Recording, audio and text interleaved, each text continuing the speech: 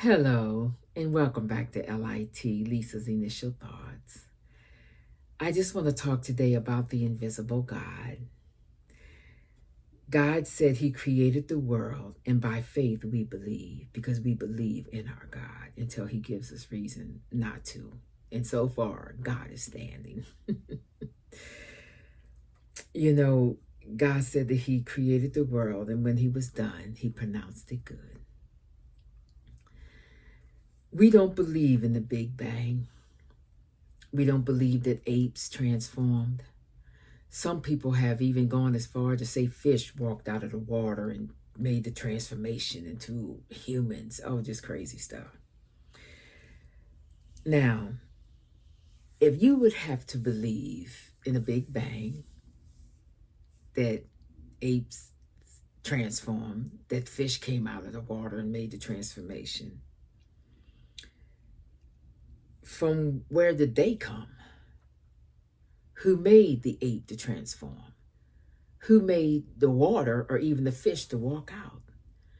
Who made the planets for there to become a Big Bang? Something had to be behind that. But as for me and my house, I believe my God is the all creator, the creator God.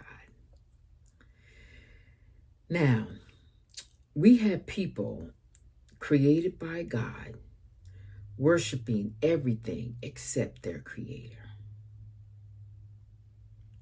Isaiah 45:20 reads, "Assemble yourself and come. Draw near together, ye that are escaped of the nations. They have no knowledge that set up the wood of their graven images and pray unto a God that cannot save." We have people out here creating everything except for the living God.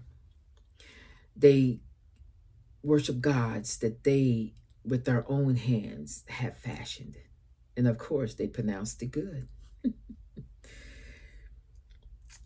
Isaiah 37:19 reads, "And have cast their gods into the fire, for they were no gods, but the work of man's hands, wood and stone. Therefore they have destroyed them." You know, not just going off of what people have made and said it was their gods, it's kind of sad because they put their whole faith and their whole life and everything into these stone and wood gods that they have created. And they pray and worship and do all this that they do to these stones, God and wood God, hoping to get results. But I will say that God is a merciful God, a forgiving God, and a loving God. And at the time that people are doing this, God is still reigning on the just and the unjust, and He is still answering people's prayers and giving them desires of their hearts, because that's what God does. He still expects one to come to a knowledge of truth, though. Now, the reason why I read over here in Isaiah about the different gods, there was a reason why I read about that this morning. The Assyrian army over here in Isaiah, they were coming up against the children of Judah. And their Assyrian king had told Hezekiah, who was king at the time, we're going to destroy you like we destroyed the other nations. So there's no need of you to pray to your God, because your God's not going to help you because He didn't help the others. And down here in verse 36, 14 and 15, it says, the Assyrian king, he directly urged Hezekiah not to trust in God, and then gave him examples of what I just spoke about, the other gods who had gone to their gods and had failed, and the Assyrian army had conquered them. So he's telling Hezekiah at this point, ain't no need of you praying to your God either. Because just like I took them down, there is nothing your God will be able to do to me, and I'm going to take him down. So that's why I read all about that, the graven image and the different things of that nature, and started back as far as the garden, people not even believing that God was the creator. So over here in 37:19, it says Hezekiah knows his invisible God is about to make himself visible. Excuse me. Hezekiah knows that his invisible God is about to make himself visible. Because when Hezekiah drafts this letter to the Assyrians, he then says, well, wait a minute. Let me take it to the temple, and I'm going to pray over this letter.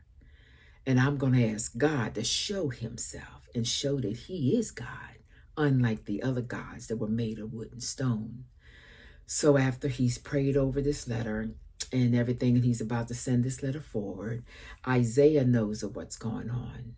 Well, God didn't answer Hezekiah, he answered Isaiah. And Isaiah comes to tell Hezekiah that God says, oh no, we will defeat the Assyrian army when they come up against us. So be of good cheer. Because God has got this thing. So I just wanted to say that God is just such a good God and awesome God and loving God. And we serve a real God, saints. And I just wanted to say that when you come up against obstacles, and there may be things that may feel as powerful as an army standing in front of you, and roadblocks in front of you, and all manner of things that may appear as though the battle is not yours. Saints of God, we know the battle's not ours, but it's the Lord's. And just like Hezekiah said, wait a minute, I don't know what you did with those other nations and what God they had built, but I know in who God I believe, excuse me for the stumble, in whom I believe in. And I believe in the true God. And Isaiah came to him and he confirmed that. And he confirmed that over in 45:20. It says they prayed to their wood and their stones that could not save them. That's all Isaiah told him. After he had told him what God had told him about to be of good cheer, because God was going to handle this. Then he comes back to tell him, oh no, Hezekiah, they prayed to their stone and their wood, and that couldn't save them, but we know who's got us. So I just want to say that no weapon formed against us shall prosper, and that God is such a good God and such an awesome God, and God's got us. And even though those other nations were falling all down all around him as the Assyrians were making their way through, Hezekiah said, the buck stops here. Because he knows in whom he believed in. So I just wanted to say, the invisible God becomes visible. And he becomes visible when our prayers are answered. When those strongholds are torn down. When those doors that are closed open up.